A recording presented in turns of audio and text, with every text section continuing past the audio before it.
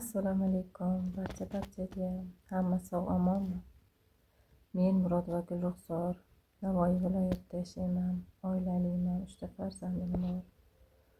Men mana shu Munira Safarovaning o'qishiga kirmasdan oldin hayotim juda ayanchli ahvolda edi.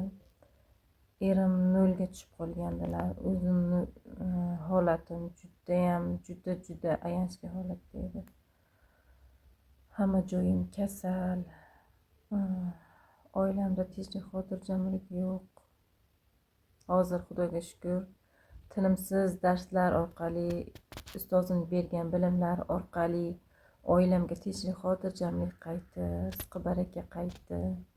Erimni ishi shunchalar jonlandiki, shunchalar a'lo darajaga ko'tarildiki, tasavvur qila olmaydigan darajaga uyimga millionlar kirib kelyapti. Erim ishi yurishib ketgan. O'zimniki ham hatto.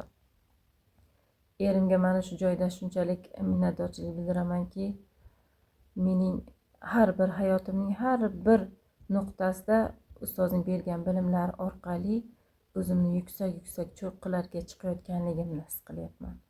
Tanamdagi hamma kasalliklar meni tanamni tark etganligini his qilyapman.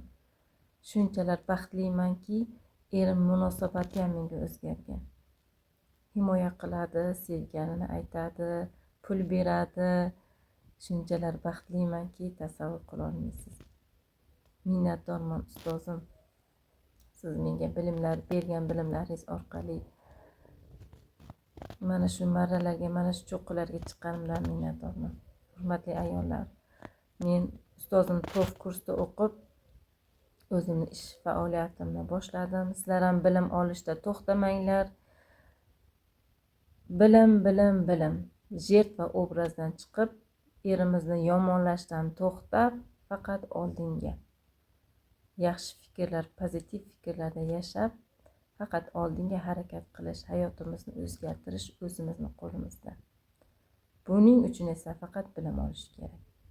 Men sizlarni Munira Safarovaning prof kurslarida to'xtamay har xil kurslarda o'qib bilim olishlaringizni xohlardim va tilab olardim. Hammangizga omad. Yaxshi ko'raman sizlarni, minnatdorman.